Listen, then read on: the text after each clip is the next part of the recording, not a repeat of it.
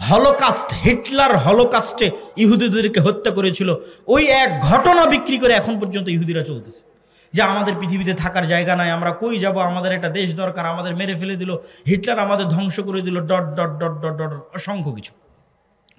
ঠিক ওই থিওরিটা ইসকন কপি করেছে যে বাংলাদেশে দেখাতে হবে যেন হিন্দুরা ধ্বংস হয়ে গেল। বাংলাদেশে হিন্দুদেরকে ওপেন গণহত্যা চলতেছে, নাউজুবিল্লাহ, ডাহা মিথ্যা কথা। কিন্তু এটা তারা দেখাতে সক্ষম হচ্ছে ভারতের মিডিয়া ওপেন করলে। এমনকি আমেরিকার প্রেসিডেন্ট ডোনাল্ড ট্রাম্প পর্যন্ত মনে করতেছে যে এখানে হিন্দুদের কোনো অবস্থা নাই, কোনো থাকার জায়গা নাই, দেখার কেউ নাই। এটি হচ্ছে ইহুদিদের থেকে কপি। তো ইহুদিরা হিটলারের হত্যাকে বিক্রি করে ইসরায়েল তৈরি করে নিয়েছে ফিলিস্তিনের মধ্যে। ইসকনের টার্গেট কি? ইসকন চায় বাংলাদেশের হিন্দুদেরকে নির্যাতিত দেখিয়ে এই বাংলাদেশকে অখণ্ড ভারতের অন্তর্ভুক্ত করতে, যেন হিন্দুদের নিরাপত্তা দেওয়ার জন্য বাংলাদেশকে অখণ্ড ভারতের অন্তর্ভুক্ত করা হয়। এটা আপনার কাছে খুব দিবা স্বপ্ন মনে হলেও এটি যে কোনো মুহূর্তে হয়ে যেতে পারে, অস্বাভাবিক কিছু নয়, যে কোনো মুহূর্তে হয়ে যেতে পারে। যেখানে আমরা চোখের সামনে দেখতে পাচ্ছি এই দেশে কোনো হিন্দু নির্যাতন নাই, সেখানে আমরাই চোখের সামনে দেখতেছি ভারতের মিডিয়াতে প্রচার করা হচ্ছে যে বাংলাদেশে হিন্দুরা ধ্বংস হয়ে যাচ্ছে। ভারত সরকার বিবৃতি দিচ্ছে তাকে কেন গ্রেফতার করা হলো, কিন্তু ভারত সরকার এটা বিবৃতি দিতে পারলো না যে একজন আইনজীবীকে কেন হত্যা করা হলো। আপনি কল্পনা করেন আজকে যদি ভারতের মাটিতে মুসলমানেরা দিল্লির হাইকোর্টে কোনো হিন্দু রাষ্ট্রপক্ষের আইনজীবীকে হত্যা করতো, আজকে ভারতে কি হতো? আজকে যদি ভারতে মুসলমানেরা দিল্লির হাইকোর্টের কোন রাষ্ট্রপক্ষের আইনজীবীকে হত্যা করতো, আজকে ভারতে কি হতো? বাংলাদেশ থেকে পর্যন্ত বাংলাদেশের সরকার নিন্দা প্রতিবাদ বিবৃতি দিত। আর অন্যান্য মুসলমানদের সংগঠন তো আছে, তারা তো বিবৃতি দেওয়ার জন্য আরো এক ধাপ রেডি আছে যে হ্যাঁ আমরা নিন্দা বিবৃতি দিব। কিন্তু আজ বাংলাদেশের রাষ্ট্রপক্ষের আইনজীবী হত্যা করা হলো, কিন্তু মুসলমানের লাশ কত সস্তা, কত সহজ আপনার চোখের সামনে ঘটতেছে, আমার চোখের সামনে ঘটতেছে যে মুসলমানের লাশ কত সস্তা, কত সহজ, যে একজন মানুষ মারা গেল, অন্যায়ভাবে হত্যা করা হলো, সেটি নিয়ে কোনো বিবৃতি নাই। কিন্তু কেন একজনকে গ্রেফতার করা হলো সেটি নিয়ে বিবৃতি আছে। এই জন্য আপনাকে বুঝতে হবে যে আপনি যদি দিনের উপর কট্টর না হন, বাঁচার রাস্তা নাই, বাংলাদেশের স্বাধীনতার রাস্তা নাই যদি বাংলাদেশ দিনের উপর কট্টর না হয়। সম্মানিত উপস্থিতি, তাহলে এই যে বর্তমান যে ষড়যন্ত্র চলতেছে বাংলাদেশকে নিয়ে, এটি স্থায়ী ষড়যন্ত্র। এইটির থেকে বাংলাদেশের মুসলমানেরা কিভাবে বের হবে, আপনারা আপনাদের সন্তানেরা কিভাবে বের হবে? আপনি যদি লক্ষ্য উদ্দেশ্য রাখেন ছোট, তাহলে আজীবন ডিফেন্স করতে হবে, ডিফেন্স করতে করতেই দিন শেষ হয়ে যাবে। আর যদি লক্ষ্য উদ্দেশ্য রাখেন বড়, তাহলে আপনার চিন্তা চেতনা হবে বড়। আল্লাহর নবী মক্কা থেকে হিজরত করে এই অংশটুকু না শুনে কেউ উঠে যাবেন না, এটি বলে বক্তব্য শেষ করে দেব। আল্লাহর নবী যখন মক্কা থেকে হিজরত করে মদিনায় গেলেন, তখন যদি আল্লাহর নবী ভাবতেন মদিনায় এসেছি, ভালো আছি, মক্কায় মুসলমানেরা মরে কি বাঁচুক, দেখে লাভ আছে, দরকার নাই দেখার, এটা তিনি ভেবেছেন? তিনি ভাবেননি। তিনি মদিনায় আসার পর তিনি ছিলেন ভিশনারি লিডার। তিনি মদিনায় আসার পর তার লক্ষ্য ছিল কিভাবে তিনি মক্কা বিজয় করবেন। মক্কায় থেকে যাওয়া মুসলমানদের জীবনের নিরাপত্তা তিনি কিভাবে দিবেন। 1947-এ যখন ভারত ভাগ হয়, পূর্ব পাকিস্তান এবং পশ্চিম পাকিস্তান তৈরি হয়, 1947-এ 190 বছরের ব্রিটিশ বিরোধী জেহাদের ফলে তখন অসংখ্য মুসলমান ভারত থেকে হিজরত করে পাকিস্তানে আশ্রয় নেয়। আপনাদের রংপুরের সৈয়দপুরের বিহারিরা মুহাজির, বিহার থেকে হিজরত করে বাংলাদেশে এসেছে মুসলমানদের একটা আলাদা ভূখণ্ড মনে করে। আর এই মুহাজিরদের সংখ্যা সবচেয়ে বেশি ছিল পশ্চিম পাকিস্তানে। পাঞ্জাব থেকে, উত্তরপ্রদেশ থেকে, দিল্লি থেকে লক্ষ লক্ষ মুসলমান হিজরত করেছে। তো হিজরত করার পর আপনারা পাকিস্তান স্বাধীন দেশ পেয়েছেন, বাংলাদেশ স্বাধীন দেশ পেয়েছেন, আর কয়েক কোটি মুসলমান ভারতে থেকে গেছে। আপনি যদি মনে করেন যে আমার বাংলাদেশে আমি স্বাধীন আছি, এটি আমার জন্য যথেষ্ট, পাকিস্তানের মুসলমানেরা যদি মনে করে আমি পাকিস্তানে স্বাধীন আছি, এটি আমার জন্য যথেষ্ট, তাহলে এর চেয়ে বড় মুনাফিকি পৃথিবীতে আর হবে না। আপনারা যে আপনাদের ভাইদেরকে ভারতে ছেড়ে এসেছেন, তাদেরকে মুক্ত করতে হবে না? ভারত যে বলতেছে বাংলাদেশের সংখ্যালঘু নির্যাতন হচ্ছে, আসলে সংখ্যালঘু নির্যাতন কোথায় হচ্ছে? ভারতে হচ্ছে। ভারতে মুসলমানদের উপর সংখ্যালঘু নির্যাতন হচ্ছে, মসজিদের মধ্যে 4 জন মুসলমানকে গুলি করে হত্যা করা হয়েছে। অসংখ্য মসজিদকে দাবি করা হচ্ছে এখানে আগে মন্দির ছিল, আর সেই মসজিদকে জোরপূর্বক দখল করা হচ্ছে। তাহলে আপনার চিন্তা পাল্টিয়ে দিতে হবে, আপনাদের সন্তানদের চিন্তা নিয়ত পাল্টিয়ে দিতে হবে। নিয়ত পরিবর্তন হবে, ভিশনারি লিডার হবে, নেতৃত্ব দেওয়া শিখবে। যদি আপনার সন্তানেরা, বাংলাদেশের ছাত্ররা যদি মনে করে শুধু বাংলাদেশকে বাঁচাবো, তাহলে আমও যাবে, ছালাও যাবে, বাংলাদেশও বাঁচবে না, কিছুই বাঁচবে না। আর যদি বাংলাদেশের মানুষেরা মনে করে যে বাংলাদেশ তো বাঁচাবো, ভারতে অত্যাচারিত মাজলুম মুসলমানদেরকেও বাঁচাবো ইনশাআল্লাহ, তাহলে আপনি ভিশনারি লিডার হয়ে গেলেন, আপনি নেতা হয়ে গেলেন। আপনার লক্ষ্য দূরদৃষ্টি সম্পন্ন। যেই দিন আপনার লক্ষ্য এরকম হয়ে যাবে, আপনার বাংলাদেশও বাঁচবে, ভারতের মুসলমানেরাও বাঁচবে। আর এটি অসম্ভব কিছু নয়, এটি অকল্পনীয় অবাস্তব কিছু নয়। আল্লাহ সুবহানাহু ওয়া তাআলা চাইলে তারা যেই গেরুয়া পতাকা চট্টগ্রামে বাংলাদেশের পতাকার উপর উড়িয়েছে, তার বিপরীতে আল্লাহ চাইলে ওই চট্টগ্রাম থেকেই ইসলামের পতাকা দিল্লি থেকে স্থাপিত হবে। আল্লাহর ইচ্ছা, কিন্তু নিয়ত রাখতে হবে, কল্পনা রাখতে হবে, ভিশনারি লিডার হতে হবে। শুধু আমি আমার বাংলাদেশকে বাঁচাবো না, ভারতে থাকা মুসলমানদের উপরও আমাদের হক আছে, তারাও তাদের উপরও আমাদের নিকটে তাদের হক আছে যে আমরা তাদের জন্য কিছু করব। এবং এই স্ট্র্যাটেজি শুধু মুসলমানদের ব্যক্তিগত স্ট্র্যাটেজি হলে হবে না, রাষ্ট্রের স্ট্র্যাটেজি হতে হবে। ভারত যেমন বাংলাদেশ রাষ্ট্রকে বলতেছে তোমার এখানে সংখ্যালঘু নির্যাতন হচ্ছে, বাংলাদেশ রাষ্ট্রকে বলতে হবে আমার এখানে নয়, তোমার ওখানে সংখ্যালঘু নির্যাতন হচ্ছে। এটি রাষ্ট্রের পলিসি হতে হবে, তাহলে বাংলাদেশ তার স্বাধীনতা রক্ষা করতে পারবে। আর আপনাদের নিয়তে থাকতে হবে, আপনাদের পরবর্তী বংশধরদের নিয়তে থাকতে হবে ভিশনারি লিডার, যে আমি শুধু বাংলাদেশ বা বাংলাদেশের মুসলমানদের বাঁচাবো না, বরং ভারতের অত্যাচারিত মাজলুম মুসলমানদেরও বাঁচাবো। তাহলে আল্লাহ সুবহানাহু তাআলা চাইলে এই ইচ্ছা, এই আশা একদিন সফল হবে। সম্মানিত উপস্থিতি, বক্তব্যের শেষের দিকে একটু বর্তমান সরকারের উদ্দেশ্যে আমাদের শুধু একটি দাবি, সংক্ষিপ্ত একটি দাবি, সেটি হচ্ছে আপনারা রাষ্ট্র সংস্কারের নামে যেটি করছেন করেন, রাষ্ট্রের কল্যাণের জন্য যা ভালো মনে করবেন করেন, কিন্তু রাষ্ট্রের সংবিধানে যেন ইসলাম বিরোধী কোনো কিছু স্থান না পায়। সেকুলারিজমের নামে, ধর্মনিরপেক্ষ মতবাদের নামে বাংলাদেশের মুসলমানদের ইসলামিত্বকে ধ্বংস করার চেষ্টা করা যাবে না। বাংলাদেশের স্বাধীনতার একমাত্র রক্ষা কবচ হচ্ছে ইসলাম। অতএব রাষ্ট্রের মূল পলিসির মধ্যে অন্তর্ভুক্ত করতে হবে, সংবিধানের মূল পলিসির মধ্যে অন্তর্ভুক্ত করতে হবে যে ইসলাম বিরোধী কোনো কিছু এই সংবিধানে এবং এই রাষ্ট্রে বাস্তবায়ন হবে না। দ্বিতীয়ত, যে সমস্ত মুসলমানেরা চায় যে তারা শরিয়া অনুযায়ী ফাইসালা নিবে, তাদের জন্য আলাদা শরিয়া কোর্ট স্থাপনের সুযোগ দিতে হবে। যারা চাইবে সেকুলার সিস্টেমে ফায়সালা নিবে, কিন্তু যে সমস্ত মুসলমান চাইবে শরিয়া অনুযায়ী ফায়সালা নিবে, তাদের জন্য আলাদা শরিয়া কোর্টের ব্যবস্থা রাখতে হবে। আর রেড লাইন কি, লাল দাগ কি? যেহেতু এনজিও সরকার, এই জন্য এই রেড লাইনের কথা বলতে আমরা বাধ্য। সেটি হচ্ছে LGBTQ, সমকামিতা, এটি হচ্ছে রেড লাইন।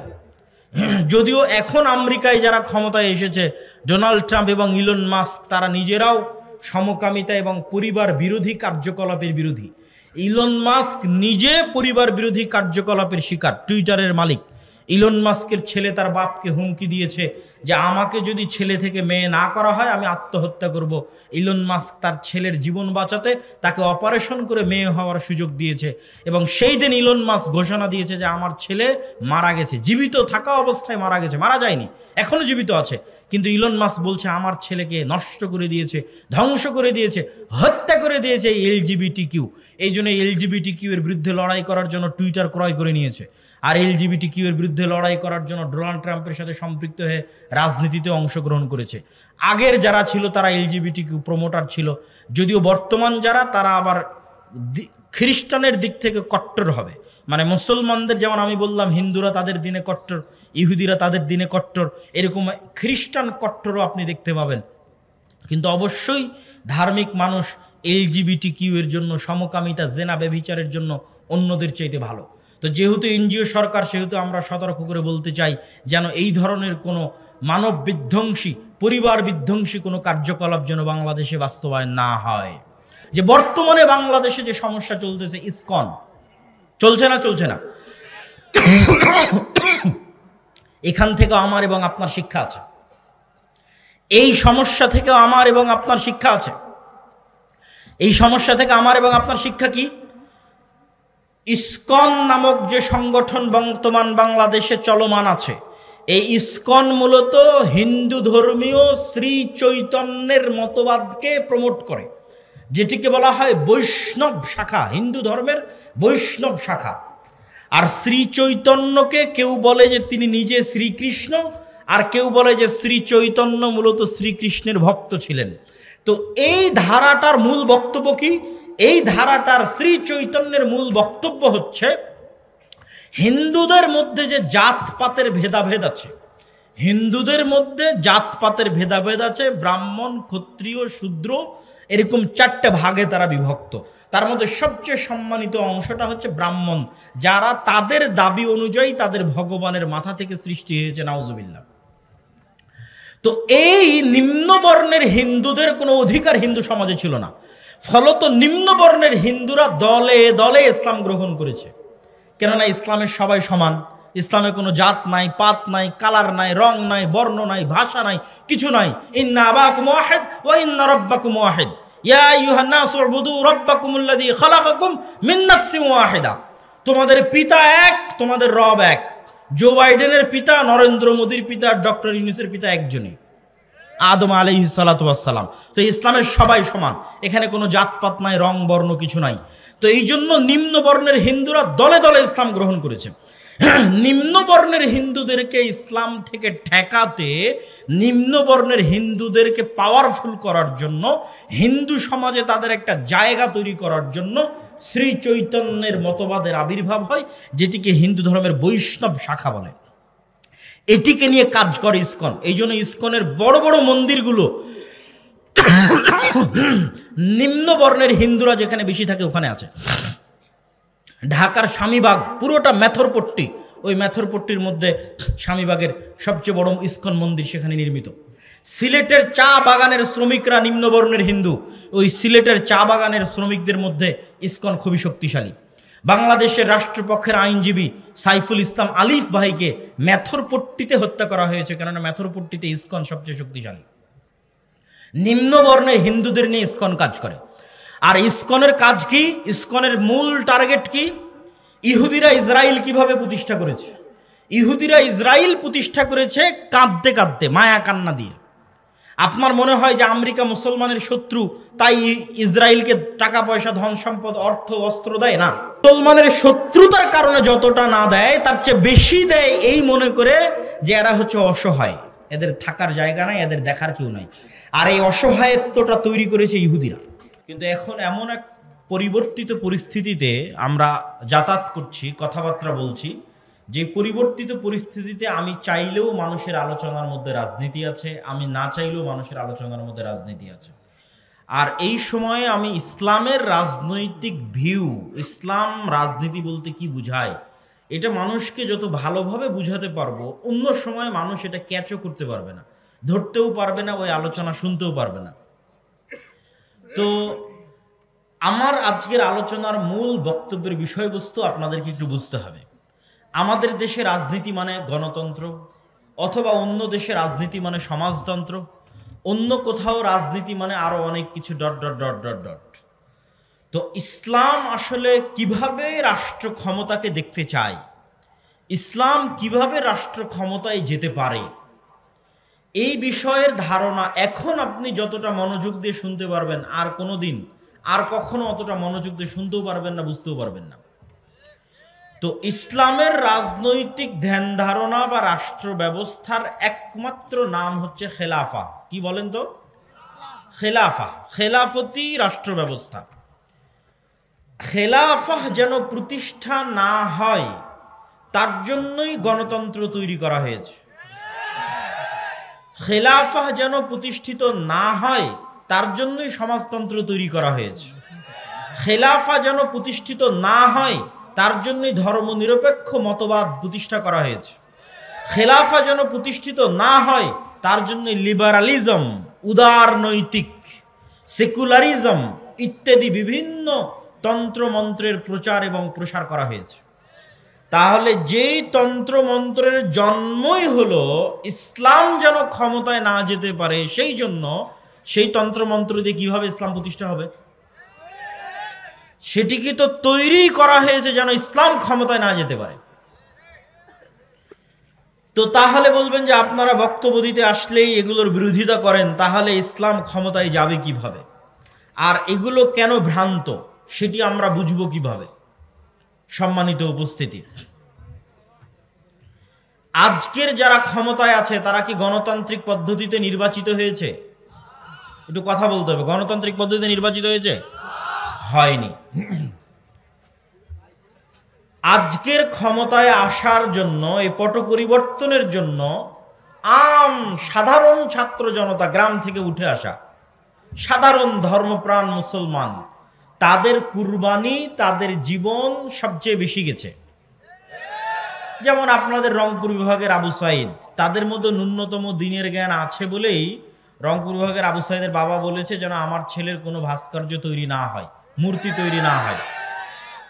এবং আবু সাইদের ফেসবুক পোস্টে গেলে দেখবেন বহু বক্তব্য শায়েখ আব্দুর রাজ্জাক বিন ইউসুফের শেয়ার দেওয়া আছে, এখনো গিয়ে চেক করতে পারেন। এবং আমি আমাদের মাসিক আল ইতিসামের সম্পাদকীয়তেও তুলে ধরেছি নভেম্বর মাসের। তো এই যে হাজার হাজার ছাত্র জনতা, ধর্মপ্রাণ মানুষ জীবন দিল, কিন্তু বর্তমান রাষ্ট্র ক্ষমতায় তাদের কোনো ক্ষমতা দেখতে পান নাই। তাহলে বর্তমান রাষ্ট্র ক্ষমতা কাদের কাছে আছে? এনজিও আলাদের কাছে আছে। এই জন্য কেউ কেউ এই সরকারকে একত্রিত করে নাম দিয়েছে এনজিও গ্রাম সরকার, মানে ব্রাক এনজিও আর গ্রামীণ ব্যাংক, তো এনজিও গ্রাম সরকার। আমি এই সরকারের সমালোচনা করছি না, আপনাকে বুঝাচ্ছি, আপনাকে বুঝতে হবে যে 2000 সাধারণ ছাত্র জনতা প্রাণ দিল, কিন্তু ক্ষমতায় তাদের সিদ্ধান্ত গ্রহণের কোনো জায়গা নাই। ছাত্ররা দাবি করলো আমরা রাষ্ট্রপতি চাই না, একবার ছাত্ররা দাবি করলো আমরা ইসকন নিষিদ্ধ চাই, একবার দাবি করলো অমুককে উপদেষ্টা চাই না, কেমনে উপদেষ্টা হয়ে গেছে জানি না, কোনো কথার ভ্যালু নাই। মানে এখন যারা ছাত্রদের দায়িত্ব পালন করতেছে তাদের কথার কোনো গুরুত্ব নাই, মানে রাষ্ট্রে তাদের স্টেক নাই। তাহলে রাষ্ট্রে স্টেক আছে কাদের? ক্ষমতা কাদের? শক্তিশালী প্রতিষ্ঠান যাদের ছিল। এটা দুনিয়ার অটোমেটিক নিয়ম। যখন ফ্যাসিজম বিদায় নিয়েছে, একটা সরকার চলে গেছে, তখন ওই দেশে যেই প্রতিষ্ঠানগুলো সবচেয়ে শক্তিশালী, ক্ষমতা অটোমেটিক তাদের হাতে চলে যায়। আপনি চাইলেও যাবে, না চাইলেও যাবে। যেমন বাংলাদেশের সবচেয়ে শক্তিশালী প্রতিষ্ঠান হচ্ছে সেনাবাহিনী। তো স্বৈরাচার বিদায়ের পর অটোমেটিক ক্ষমতা কার কাছে যাবে? সেনাবাহিনীর কাছে যাবে। তো এইরকম যাদের মিডিয়া সবচেয়ে শক্তিশালী, প্রথম আলো, ডেইলি স্টার, যারা অর্থনৈতিকভাবে যাদের প্রতিষ্ঠান সবচেয়ে শক্তিশালী, ব্রাক, 12,000 কোটি টাকা বাৎসরিক আয় ব্যয় ব্রাকের। হ্যাঁ, আপনাদের বাংলাদেশের সব মাদ্রাসা মিলে 12,000 কোটি টাকা হবে কিনা আল্লাহ ভালো জানে, বাৎসরিক আয় ব্যয়। তাহলে যে শক্তিশালী প্রতিষ্ঠান যারা থাকে, অটোমেটিক তাদের কাছে ক্ষমতা চলে যায়। তো মুসলমানদের শক্তিশালী প্রতিষ্ঠান নাই, মুসলমানদের প্রতিনিধিত্ব করবে এরকম শক্তিশালী কোনো মিডিয়া নাই, মুসলমানদের প্রতিনিধিত্ব করবে এরকম শক্তিশালী কোনো অর্থনৈতিক প্রতিষ্ঠান নাই, মুসলমানদের প্রতিনিধিত্ব করবে এরকম শক্তিশালী কোনো জাতীয় প্রতিষ্ঠান নাই, যারা মুসলমানদের প্রতিনিধিত্ব করবে জাতীয় পর্যায়ে, মেইন স্ট্রিমে নাই। মুসলমানেরা হচ্ছে হুজুগে বাঙালি। আপনি যদি বলেন আমি 5 বছরের জন্য ভোটে যাওয়ার জন্য চেষ্টা করব, তো আপনি 5 বছরের এখনই ক্ষমতায় যাওয়ার জন্য চেষ্টা করবেন, কালকে আপনি ক্ষমতায় থাকবেন না, কালকে আপনিও ক্ষমতা থেকে বিদায় নেবেন। কিন্তু যদি আপনি বলেন যে না, আমি শক্তিশালী প্রতিষ্ঠান তৈরি করব আগামী 50 বছরকে সামনে রেখে, আগামী 100 বছরকে সামনে রেখে, তো এরকম হাজারো শাসক আসবে যাবে, কিন্তু আপনার শক্তিশালী প্রতিষ্ঠানের কারণে ক্ষমতায় আপনার স্টেক চিরস্থায়ী হবে। এই জন্য মুসলমানদের শক্তিশালী প্রতিষ্ঠান তৈরি করার দিকে মনোযোগ দিতে হবে। আপনি আজকে আমেরিকার ক্ষমতায় ডোনাল্ড ট্রাম্প আসুক আর জো বাইডেন আসুক, ক্ষমতা মূলত ইহুদিদের হাতে। কেন ইহুদিদের হাতে? জো বাইডেনও ক্ষমতায় আসতে চাইলে ইহুদি মিডিয়া ব্যবহার করতে হবে, ডোনাল্ড ট্রাম্পও ক্ষমতায় আসতে চাইলে ইহুদি মিডিয়া ব্যবহার করতে হবে। বাইডেন ক্ষমতায় আসতে চাইলেও টাকা ইহুদি ব্যাংকের কাছ থেকে, কোম্পানির কাছ থেকে নিতে হবে। ট্রাম্প ক্ষমতায় আসতে চাইলেও টাকা ইহুদি কোম্পানি, ইহুদি ব্যাংকের কাছ থেকে নিতে হবে। ফলত ক্ষমতায় কে আসলো সেটি ধর্তব্য নয়। ভোটে না দাঁড়িয়েও, নির্বাচন না করেও শুধু শক্তিশালী প্রতিষ্ঠান থাকার কারণে আমেরিকার একচ্ছত্র ক্ষমতার মালিক হচ্ছে ইহুদিরা। তাদের সংসদে কোনো প্রতিনিধিত্ব না থাকার পরেও তারা শক্তিশালী, তারা পাওয়ারফুল। সম্মানিত উপস্থিতি, তাহলে মুসলমানদের করণীয় কি কি হতে পারে? আপনি এই মাসের নভেম্বর মাসের মাসিকালে ইতিসাম যদি পড়েন, তাহলে হেডিং দেওয়া আছে ইসলামের সামগ্রিক বিজয় যেভাবে সম্ভব। মানে ইসলাম সামগ্রিকভাবে বিজয়ী হবে কিভাবে। ইসলাম কিন্তু শুধু মসজিদের ধর্ম নয়, ইসলাম শুধু ব্যক্তি জীবন, বিয়ে শাদীর হুকুম আহকামের ধর্ম নয়, বাপ মরে গেলে সম্পত্তির বন্টন হবে এই ধর্ম নয়। ইসলামের সকল দৃষ্টিভঙ্গি আছে, ঠিক ইসলামের রাজনৈতিক দৃষ্টিভঙ্গি আছে যার নাম খেলাফা। খেলাফার সবচেয়ে বড় মূলনীতি হচ্ছে সত্যবাদিতা, ন্যায়পরায়ণতা। কি বললাম বলেন তো? সত্যবাদিতা এবং ন্যায়পরায়ণতা, এই দুটো ইসলামী রাষ্ট্র ব্যবস্থার সবচেয়ে বড় মূলনীতি। মুসলমানেরা কখনোই আল্লাহর দয়ায় রাষ্ট্র ক্ষমতায় যেতে পারবে না যতক্ষণ না মুসলমানেরা নিজেরা সত্যবাদী না হয়, মুসলমানেরা নিজেরা ন্যায়পরায়ণ না হয়। আপনি সত্যবাদী ন্যায়পরায়ণ না হয়ে জান্নাতে যেতেও পারেন। কিভাবে? মিথ্যা বললেন বলে আল্লাহর কাছে ক্ষমা চাইলেন, আল্লাহ যদি ক্ষমা করে দেয়। অন্যের হক নষ্ট করলেন, করে তার কাছেই ক্ষমা চাইলেন, ভাই তোমার হক নষ্ট করেছি মাফ করে দাও, সে যদি ক্ষমা করে দেয় তো আপনি জান্নাতে যেতে পারবেন। কিন্তু মিথ্যা বলে, অন্যায় করে মুসলমান আল্লাহর দয়ায় রাষ্ট্র ক্ষমতায় যেতে পারবে না। কেন পারবে না আল্লাহর দয়ায় মুসলমান রাষ্ট্র ক্ষমতায় যেতে? এই পুরো পৃথিবীর একচ্ছত্র ক্ষমতার মালিককে। কুলিল্লাহুম্মা মালিকাল মুলকি তুতিল মুলকা মান তাশা ওয়া তানজিউল মুলকা মিম্মান তাশা। আল্লাহ এই পৃথিবীর একচ্ছত্র ক্ষমতার মালিক, যাকে ইচ্ছা তাকে রাজত্ব দেন, যাকে ইচ্ছা তার কাছ থেকে রাজত্ব ছিনিয়ে নেন। ছিনিয়ে নেওয়া মানে লোহাকে চট বা ছালার মধ্যে ঢুকানোর পর লোহাকে টান দিলে যেমন চট ছালার ছাল বাকলা উঠে আসে, এটার নাম ছিনিয়ে নেওয়া। আল্লাহ এভাবে রাষ্ট্র ক্ষমতা ছিনিয়ে নেয়। চিরস্থায়ী রাষ্ট্র ক্ষমতার মালিক আল্লাহ, বাকি সবাই ক্ষণস্থায়ী। তো আল্লাহ পৃথিবী চালায় কি দিয়ে? আল্লাহর সবচেয়ে বড় গুণ হচ্ছে ইন্নী হারামতু যুলমা আলাইয়া, আমি অত্যাচারকে আমার উপর হারাম করেছি। অথচ আমি আজিজ, মানে মহাপরাক্রমশালী, যা ইচ্ছা তাই করতে পারি, যা ইচ্ছা, কেউ জিজ্ঞেস করার নাই, এখনই যা ইচ্ছা তাই করতে পারবে। করে না কেন?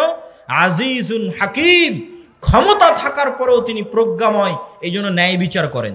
প্রত্যেকটা বান্দা, পশু পাখি, কীট পতঙ্গ, পঙ্গপাল, সবার সাথে আল্লাহ কি করেন? ন্যায় বিচার করেন।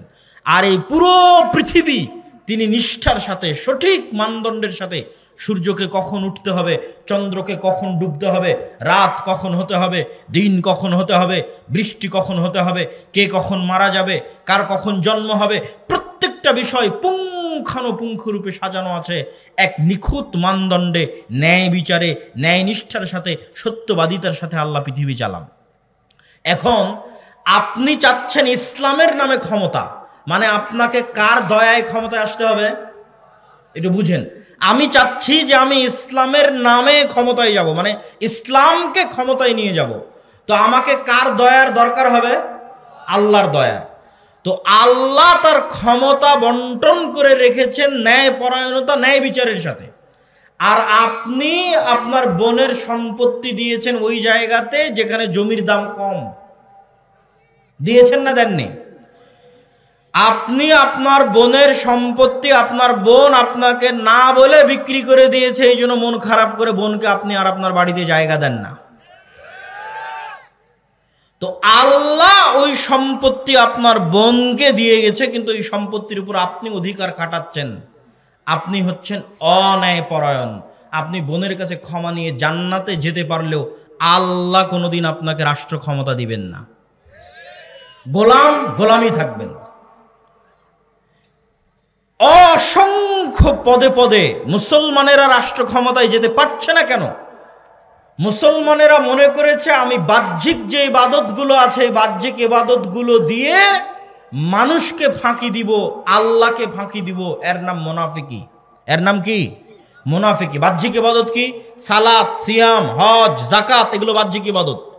সে আসলে চোর, সে আসলে মিথ্যুক, সে আসলে বাটপার, কিন্তু সেই বাহ্যিক ইবাদত দিয়ে তার মুনাফিকি ঢাকতে চায়। রাসূলুল্লাহ সাল্লাল্লাহু আলাইহি ওয়াসাল্লাম বলেছেন, আরবাউন মান কুন্না ফিহি, চারটা বৈশিষ্ট্য যার মধ্যে থাকবে, মুনাফিকান খালিসা, সে নিখুঁত মুনাফিক। এক, ইদা হাদ্দাসা কাযাবা, কথা বললে মিথ্যা বলে। ওয়া ইদা ওয়াদা আখলাফা, ওয়াদা করলে ভঙ্গ করে। ওয়া ইদা তুমিনা খানা, আমানত রাখা হলে খেয়ানত করে। আমানত কি? ওসির দায়িত্ব আমানত, ডিসির দায়িত্ব আমানত, প্রধানমন্ত্রীর দায়িত্ব আমানত, প্রিন্সিপালের দায়িত্ব আমানত, আপনি ভাই এটাও আমানত, আপনি পিতা এটাও আমানত, আপনি মেম্বার চেয়ারম্যান এটাও আমানত, আপনি এসিল্যান্ড সাব রেজিস্ট্রার এটাও আমানত। এই প্রত্যেকটা দায়িত্ব হচ্ছে আমানত। আমানতের খেয়ানত করে। এরা হচ্ছে খাঁটি মুনাফিক। তো এই যে খাঁটি মুনাফিক, এই মুনাফিকিটা ঢাকতে ও হজ করতে যায়। বুঝেননি মনে হয় আমার কথা? খাঁটি মুনাফিক, কিন্তু মুনাফিকি ঢাকতে জালসার অতিথি হয়ে দান করে নিজেকে দানবীর দেখাতে চায়। করেনি, প্রশ্ন ফাঁস করে বলছে আমি এই টাকা আল্লাহর রাস্তায় দান করলাম। আমরা আলেম সমাজ ব্যর্থ, বুঝাতে পারিনি যে ইসলাম কাকে বলে। এটা বুঝাতে পারিনি। সে মনে করে নিয়েছে ইসলাম মানে আমি সালাত আদায় করলাম, আমি হজ পালন করলাম, আমি সিয়াম পালন করলাম, বাহ্যিক আমল ঠিক, তো আমি ঠিক। কিন্তু ও তো মুনাফিক। আল্লাহর নবী বলছেন মুনাফিক। তাকে যে দায়িত্ব দেওয়া হয়েছে ওই দায়িত্বে খেয়ানত করেছে, কিন্তু সেই মুনাফিকি ঢাকতে ও নিজেকে দানবীর দেখিয়েছে। মুনাফিকি ঢাকতে মানুষের সামনে বলেছে আমি তাহাজ্জুদের সালাত আদায় করি। তো এই ধরনের দুই নম্বরই বাটপারি, অন্যায়কারী, দুর্নীতিবাজদের আল্লাহ কখনোই তার দয়ায় রাষ্ট্র ক্ষমতা দিবেন না। মুসলমানেরা যদি বলে গোলাম থাকবো না, ক্ষমতা চাই, তাহলে প্রথমত সত্যবাদী হতে হবে, ন্যায়পরায়ণ হতে হবে, আল্লাহর নবীর মতো। মুহাম্মদ সাল্লাল্লাহু আলাইহি ওয়াসাল্লাম মক্কায় অন্য কোনো কিছুর জন্য প্রসিদ্ধ ছিলেন না। সত্যবাদিতার জন্য প্রসিদ্ধ ছিলেন, আমানতদারিতার জন্য প্রসিদ্ধ ছিলেন, ন্যায়পরায়ণতার জন্য প্রসিদ্ধ ছিলেন। তার ন্যায়পরায়ণতা, আমানতদারিতা, সত্যবাদিতার অসংখ্য ঘটনা শোনানো যাবে, কিন্তু এতটুকু বলে শেষ করি, আল্লাহর নবী যদি সত্যবাদী, আমানতদার, ন্যায়পরায়ণ না হতেন, তাহলে আবু সুফিয়ান কোনোদিন তার হাতে ইসলাম গ্রহণ করতো না। আবু সুফিয়ান আল্লাহর নবীর চিরশত্রু, কিন্তু আবু সুফিয়ান জানে যে মুহাম্মদ সাল্লাল্লাহু আলাইহি ওয়াসাল্লাম সত্যবাদী। আবু সুফিয়ান জানে যে মুহাম্মদ সাল্লাল্লাহু আলাইহি ওয়াসাল্লাম ন্যায়পরায়ণ।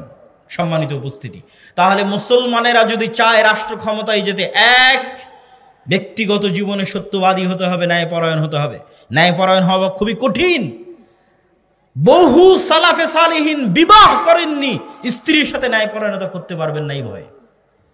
জিজ্ঞেস করেন আপনি নিজেকে, আমি নিজেকে যদি জিজ্ঞেস করি, প্রত্যেকটা মানুষ যদি নিজেকে জিজ্ঞেস করে সে তার স্ত্রীর সাথে ন্যায়পরায়ণ কিনা, উত্তর দিতে পারবে না সে ন্যায়পরায়ণ কিনা। স্ত্রীর সাথে ন্যায়পরায়ণ কিনা এই হিসাব দিতে কিয়ামতের মাঠে ফেসে যাবেন আপনি। বোনের সাথে ন্যায় বিচার করেছেন কিনা এই হিসাব দিতে কিয়ামতের মাঠে ফেসে যাবেন। আমরা বাঙালিরা আমাদের প্রত্যেকটা ধাপে ধাপে চরম দুর্নীতিবাজ। প্রত্যেকটা AC land sub registrar, 90% AC land sub registrar, OC, DC, নামাজি, আল্লাহওয়ালা, হাজি, উমরাকারী, কিন্তু নিজ নিজ দায়িত্বে আমানতের খেয়ানতকারী, মানে সব মুনাফিক। মুনাফিকি ঢাকতে বাহ্যিক ইবাদতগুলো করছে। এরা আজীবন গোলাম থাকবে, এদের পরবর্তী প্রজন্ম গোলাম থাকবে। স্বাধীন হতে চাইলে, মুক্ত হতে চাইলে ন্যায় বিচারক হতে হবে, সত্যবাদী হতে হবে, ন্যায়পরায়ণ হতে হবে, তাহলে স্বাধীন হবে, বাংলাদেশ স্বাধীন হবে।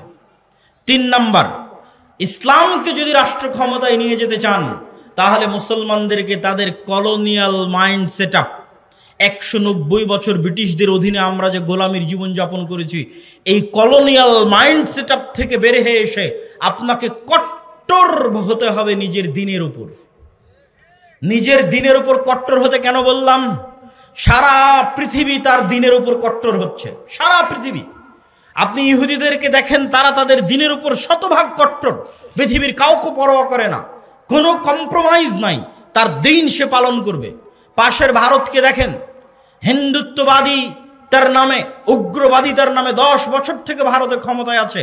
তারা তাদের নিজের দিনের উপর 100% 100% কট্টর, কট্টর ও কঠোর। তারপরও মানুষ তাদেরকে সন্ত্রাসী বলতেছে না, জঙ্গি বলতেছে না। আর মুসলমান শুধু পেয়েছে কম্প্রোমাইজ করা, আর কিছু না। মুসলমান শুধু নিজেকে সাধু দেখাতে চায় পৃথিবীর কাছে, বলে আমি অনেক বড় সেকুলার, আমি অনেক বড় লিবারেল। পৃথিবী বলছে আমি অনেক বড় হিন্দু, পৃথিবী বলছে আমি সবচেয়ে শক্তিশালী ইহুদি। মুসলমান বলছে আমি সেকুলার, আমি লিবারেল, আমি অনেক উদার, আমি অসাম্প্রদায়িক, আমি সেকুলার, আমি ধর্মনিরপেক্ষ, আমি খুব ভালো। অথচ পৃথিবী বলছে আমি শক্তিশালী হিন্দু, আমি কট্টর হিন্দু। পৃথিবী বলছে আমি কট্টর ইহুদি, আর পৃথিবী বলছে আমি কট্টর খ্রিস্টান। আর মুসলমানকে যদি 2টা থাপ্পড় দিচ্ছে তাও উঠে বলতেছে ভাই আমি খুব সাধু। ওকে যদি হত্যা করছে তাও বলছে আমি খুব সাধু, আমি সেকুলার, আমি লিবারেল। এই কম্প্রোমাইজ করে স্বাধীনতা টিকবে না। আপনাকে বলতে হবে, পার্শ্ববর্তীরা যেমন বলতেছে আমি কট্টর হিন্দু, পার্শ্ববর্তীরা যেমন বলতেছে আমি কট্টর ইহুদি, আপনাকে বলতে হবে আমি কট্টর মুসলিম। যেই দিন বলতে পারবেন সাহস করে আমি কট্টর মুসলিম, ওই দিন স্বাধীন হয়ে গেছে। ওই দিন বাংলাদেশ স্বাধীন হয়ে গেছে, পৃথিবীর মুসলমানেরা স্বাধীন হয়ে গেছে। কিন্তু কলোনিয়াল মাইন্ড সেট আপ থেকে বেরিয়ে আসতে হবে। কলোনিয়াল মাইন্ড সেট মানে ঔপনিবেশিক গোলামির জিঞ্জির। সারা পৃথিবীতে মুসলমানেরা যেখানে যত সমস্যায় আছে, প্রত্যেক সমস্যার পিছনে ঔপনিবেশিক গোলামির জিঞ্জির আছে। 190 বছরের ইতিহাস। আপনি ইংরেজি কেউ বললে তাকে ভালো কেন লাগে? ইংরেজি বললে তার চাকরি কেন হয়? বাই ডিফল্ট কেন এরকম মনে হয়? অথচ মদিনা বিশ্ববিদ্যালয়ে পড়তে গিয়ে এক আফ্রিকান বন্ধু, তার সেকেন্ড ল্যাঙ্গুয়েজ হচ্ছে ফরাসি। তার সেকেন্ড ল্যাঙ্গুয়েজ কেন ফরাসি হবে? আর আমার সেকেন্ড ল্যাঙ্গুয়েজ কেন ইংরেজি হবে? ও ছিল ফ্রান্সের গোলাম, আমি ছিলাম ইংল্যান্ডের গোলাম। আফ্রিকান কান্ট্রিগুলো ছিল ফ্রান্স, ইতালি এবং স্পেনের গোলাম, আমরা ছিলাম ইংল্যান্ডের গোলাম। এই জন্য আমাদের কাছে ইংরেজি ভালো লাগে, ওদের কাছে ফরাসি ভালো লাগে। অথচ আপনি ইংল্যান্ডের এরিয়া পার হয়ে ফ্রান্সে যান, ইতালিতে যান, স্পেনে যান, কোথাও ইংরেজি নাই। আমি ইংরেজি ভাষা শিখতে হবে না সেটা বলছি না, কিন্তু ফ্রান্স, ইতালি এবং স্পেনের মানুষ জাতিগতভাবে, মনস্তাত্ত্বিকভাবে এতটা স্বাধীন যে সে ইংরেজি শিখতে চায় না। সে বলতেছে আমি আমার ফ্রান্সের ফরাসি ভাষা নিয়ে থাকবো, আমি আমার ইতালিয়ান ভাষা নিয়ে থাকবো, স্প্যানিশ নিয়ে থাকবো। বিমানবন্দরে পর্যন্ত এক্সিটটা ইংরেজিতে লেখেনি। তাহলে স্পেন, ফ্রান্স, ইতালির মানুষ মনস্তাত্ত্বিকভাবে কোন পর্যায়ের স্বাধীন, আর আমি মনস্তাত্ত্বিকভাবে কোন পর্যায়ের গোলাম? কেন একজনকে প্যান্ট শার্ট পরা দেখলে তাকে স্মার্ট মনে হয়, আর আরেকজনকে এরকম জুব্বা পরা, লম্বা দাড়ি দেখলে আনস্মার্ট মনে হয়? এটা 190 বছরের লিগ্যাসি আমরা বহন করে আসতেছি। কেন? আমাদের বাপ দাদারা 190 বছর যাবৎ ব্রিটিশদের গোলামি করেছে। তো ব্রিটিশরা প্যান্ট শার্ট পরতো, গলায় টাই থাকতো, এই জন্য ওটা দেখতে আমাদের অজান্তে স্মার্ট মনে হয়, আর ওটা না দেখলে আমাদের অজান্তে আনস্মার্ট মনে হয়। ভাইয়ের সাথে আমার একটা স্মৃতি আছে, স্মৃতি বলতে দেখার স্মৃতি নয়। যেহেতু এই অঞ্চল আমার নানির বাড়ির অঞ্চল, তো ছোটবেলায় আমাদের এই অঞ্চলে কেটেছে। তো ওনার আব্বার ছবির সাথে ওনার ছবি বিভিন্ন জায়গায় পোস্টারে আমি অনেক ছোটতে দেখেছি। তখন বয়স 7-8 বছর হবে, অথবা 9-10 বছর হবে। তো তার নামের শেষে লিঙ্কন নামটা ছিল। তো তখন থেকে আমার কাছে এটা অপছন্দ হতো যে একজন মুসলমানের সন্তান কিভাবে লিঙ্কন নাম রাখতে পারে। আমি কিন্তু তাকে তখন চিনিও না, দেখিও নি, কিন্তু আমার আম্মা আমাকে যেভাবে শিখিয়েছে সেইভাবে আমি শিখেছি। তো ওই স্মৃতিটা আমার মনে আছে যে তার নাম আমি পোস্টারে পড়েছি, তার ছবি আমি পোস্টারে দেখেছি, এবং এই নাম আমি তখন থেকে অপছন্দ করতাম যে মুসলমানের সন্তান কেন লিঙ্কন নাম রাখবে। কিন্তু কোনোদিন ভাবিনি যে এইভাবে ঘুরতে ঘুরতে একদিন তিনি পাশে এসে বসবেন, আর তিনিও দিনদার হিসেবে হয়তো হতে পারে আল্লাহর কাছে তিনি আমার চেয়ে বেশি প্রিয়। হতে পারে না? পারে না? হতে পারে। আল্লাহর কাছে কত মানুষ আছে দুনিয়াতে প্রসিদ্ধ কিন্তু আল্লাহর কাছে অপ্রসিদ্ধ, আর কত মানুষ আছে দুনিয়াতে অপ্রসিদ্ধ কিন্তু আল্লাহর কাছে এবং আসমানে প্রসিদ্ধ। তো যেটি বলছিলাম আর কি, এই যে কলোনিয়াল মাইন্ড সেট আপ, যে আপনার নামটা একটু ইংরেজি ইংরেজি হবে তাহলে আপনাকে ভালো লাগবে, এটা 190 বছরের গোলামির জিঞ্জির বহন করে বেড়াচ্ছেন। এটা থেকে ঝেড়ে ফেলে বের হতে হবে না। আমার আরবি নামের উপর আমি সন্তুষ্ট, আমার ইসলামের আকীদা এবং আদর্শের উপর আমি সন্তুষ্ট এবং শতভাগ কট্টর। শিখবেন কাদের কাছ থেকে? হিন্দুর কাছ থেকে। শিখবেন কার কাছ থেকে? ইহুদির কাছ থেকে। একটা শিখকে দেখান দেখি ওর মাথার চুল কাটে কিনা, একটা শিখকে দেখান দেখি মুখের দাড়ি ছাড়া আছে। একটা ইহুদি যদি শতকরা হিসাব করেন, ইহুদি পাড়ায় গিয়ে কতজন ইহুদি দাড়ি রেখেছে? শতভাগ 90 জন ইহুদি দাড়ি রেখেছে। আর মুসলমানকে দাড়ি রাখতে নাকি আনস্মার্ট লাগে, এই জন্য মুসলমান দাড়ি রাখে না। মুসলমানকে দাড়ি রাখলে খ্যাত খ্যাত লাগে, মুসলমানকে দাড়ি রাখলে সমাজে মানুষ কি মনে করবে এই মনে করে সে দাড়ি রাখে না। এটা হচ্ছে গোলামির মানসিকতা। এই গোলামির মানসিকতা থেকে যখন বের হয়ে কট্টর হবেন, আমার নবী দাড়ি রেখেছে আমিও দাড়ি রাখবো, তাতে মরি বাঁচি মরবো, তখন সেই দিন স্বাধীন। সেই দিন বাংলাদেশ স্বাধীন, আপনি স্বাধীন। তার আগ পর্যন্ত গোলামির জিঞ্জির আপনার গলায় এবং আমার গলায়। সম্মানিত উপস্থিতি, তো যেটি বলতে চাচ্ছিলাম যে বাংলাদেশ বা আমাদেরকে যদি আমরা চাই যে রাষ্ট্র ক্ষমতা ইসলাম যাক, তাহলে তার সারমর্ম হিসেবে 3টে বা 4টে পয়েন্ট, তারপরে আরও কিছু বক্তব্য দিব গুরুত্বপূর্ণ বর্তমান চলমান কিছু বিষয়, সেটি তো আপনাদের কিছু শিক্ষণীয় আছে। তো সারমর্ম 4টে বিষয় কি কি রাষ্ট্র ক্ষমতায় যদি যেতে চান।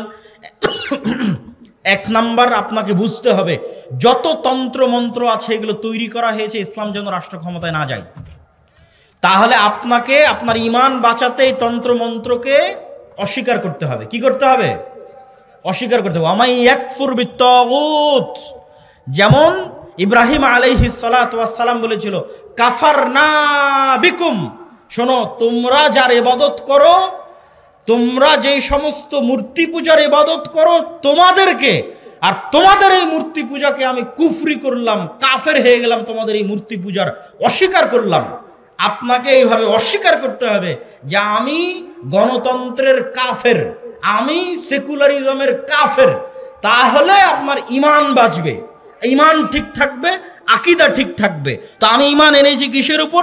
ইসলামিক খেলাফত ব্যবস্থার উপর। আর বাকি যত তন্ত্রমন্ত্র আছে এগুলোর আমি কাফের, এগুলো অস্বীকার করি ওপেন প্রকাশ্যে। কেননা এগুলোর অস্বীকারের মধ্যে ইসলামের ক্ষমতার উত্থান আছে, আর এগুলোর অস্বীকারের মধ্যে ইসলামের ক্ষমতার, এগুলো অস্বীকার না করলে ইসলামের ক্ষমতার উত্থান নাই। 2, আপনাদেরকে ব্যক্তিগত জীবনে সত্যবাদী এবং ন্যায়পরায়ণ হতে হবে, না হলে আল্লাহর দয়ায় আল্লাহ আপনাকে ক্ষমতা দিবে না। আল্লাহ জালেমকে, মিথ্যুককে ক্ষমতা দেয় না, আল্লাহ ন্যায়পরায়ণ সত্যবাদীকে তার দয়ায় ক্ষমতা দেয়। আপনার সালাত সিয়াম তখনই কাজে লাগবে যখন আপনার সালাত সিয়াম মুহাম্মদ সাল্লাল্লাহু আলাইহি ওয়াসাল্লামের মতো হবে। আপনি তো মুনাফেক অবস্থায় সালাতে দাঁড়িয়েছেন, বোনকে সম্পত্তিতে ভাগ দেননি মানে মুনাফেক অবস্থায় সালাতে দাঁড়িয়েছেন। আর আল্লাহর নবী শতভাগ সত্যবাদী ন্যায়পরায়ণ অবস্থায় সালাতে দাঁড়িয়েছে, অন্তর পরিষ্কার অবস্থায় সালাতে দাঁড়িয়েছে। আপনি যেদিন ওইভাবে অন্তর পরিষ্কার অবস্থায় সালাতে দাঁড়াতে পারবেন, সত্যবাদী ন্যায়পরায়ণ হয়ে সালাতে দাঁড়াতে পারবেন, সেই দিন আপনার এই সালাতের পাওয়ার থাকবে, আপনার এই হজের পাওয়ার থাকবে, আপনার এই দ্বীনের দাওয়াতের পাওয়ার থাকবে। 3, কলোনিয়াল মাইন্ড সেটআপ থেকে বের হয়ে আসতে হবে। আর বক্তব্যের শেষাংশে এসে যেটি বলবো,